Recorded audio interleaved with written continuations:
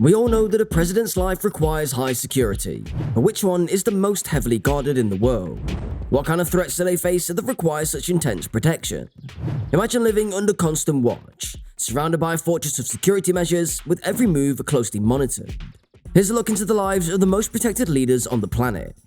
But who tops the list? The King of Bahrain. Isn't it surprising to hear that the King of Bahrain has some of the most intense security in the world? Considering Bahrain isn't a major global player, you wouldn't expect such extreme measures. But rumors say that the king is one of the most protected leaders on the planet. While most world leaders leave their heavy artillery outside during summits, the King of Bahrain reportedly brings his right into the conference hall. And not just any weapons. He's said to have a personal protection robot that follows him everywhere. This robot isn't your average bodyguard, apparently. It's rumored to be equipped with a 360-degree field of vision, heat sensors, and facial recognition software. It even speaks several languages. Here's the wildest part: the robot is said to carry automatic rifles and rocket launchers. Imagine a high-tech guardian armed to the teeth, always by the king's side. Whether these rumors are true or not, it certainly paints a fascinating picture of the lengths some leaders will go to ensure their safety. The idea of a weaponized robot bodyguard sounds like something out of a movie, but it might just be what the king needs. Joe Biden. Joe Biden is one of the most well-guarded presidents, and his inauguration security was proof of that. As Biden prepared to take office, the Pentagon didn't hold back. They organized a massive 25,000 National Guard members for the event. Just to give you some perspective, that's an increase from the already huge number of 21,000 troops that they had planned for the day. What a way to step up the game. These guardsmen weren't just coming in from around the corner. Every state, territory, and the District of Columbia pitched in, sending their own National Guard men and women in support of the inauguration. By the day before the big day, 7,000 guardsmen from more than a dozen states and DC were already on the ground in Washington, and that number was set to triple in just a few days. So, why all the fuss?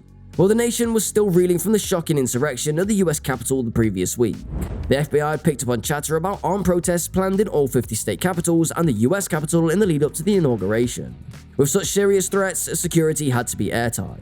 And it wasn't just numbers. The Department of Defense announced that these National Guard members would be armed while securing the US Capitol. Initially, they arrived unarmed, but the growing threats changed that quickly. Security officials were also vigilant about potential vehicle threats, adding another layer of protection around the central area where the power transfer would take place. Biden's inauguration was one of the most well-guarded events in history. It shows how seriously his security is taken. Mohammed bin Salman. Did you know that Mohammed bin Salman, or as he's commonly known, MBS, is one of the strongest personal security structures in the world? As the Prime Minister and Crown Prince of Saudi Arabia, he's the de facto ruler, shaping the country's foreign policy and making powerful friends and enemies. It's the fear of these enemies that has led MBS to build a formidable security apparatus around himself. When the autocratic rulers feel threatened, they don't back down. They double down. And MBS is in a prime position to do just that.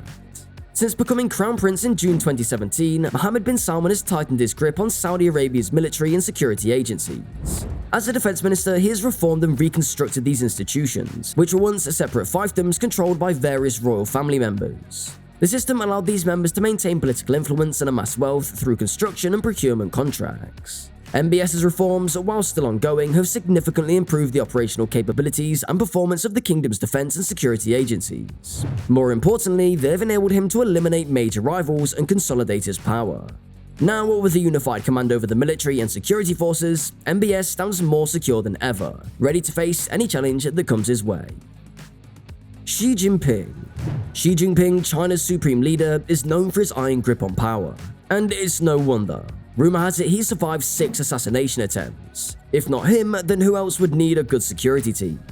Xi's motorcade is like a rolling fortress, complete with armored cars, buses, and vans. His ride, the Hongqi N701, was often called the Rolls-Royce of China. It's locally made and heavily armored, keeping its high-tech features a secret. You can bet this car has all sorts of defense systems and comms gear to call for backup, which is always nearby. The fact that Xi has dodged so many bullets shows just how efficient his security detail is. According to Daniel R. Russell, a former senior American diplomat, Xi is convinced that enemies and internal threats surround China. Ryan Haas, the National Security Council Director for China, said when Xi visited the White House, he would talk all the time about color revolutions. That's clearly a front-of-mind issue for him. Over the past decade, Xi has taken security to a whole new level, making it a comprehensive system to protect against threats from every single angle.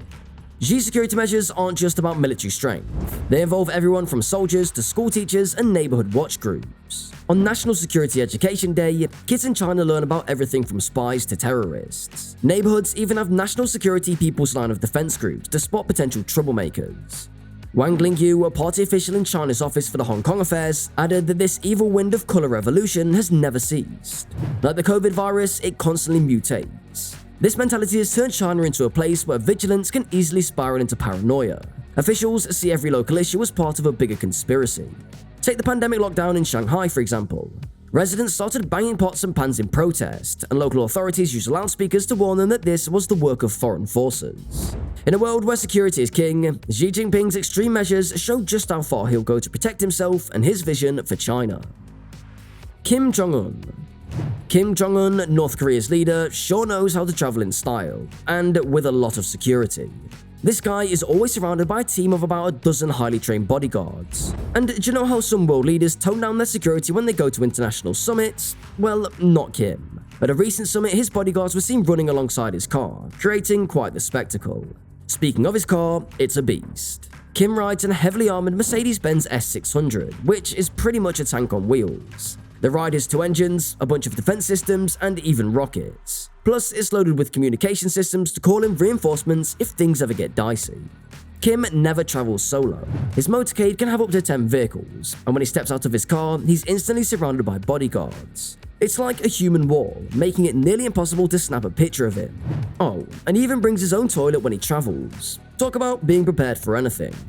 One of his key security figures is General Kim Chol-gyu, often nicknamed Grandpa by some former US analysts. This guy's been in charge of protecting North Korean leaders since Kim Jong-un's father, Kim Jong-II.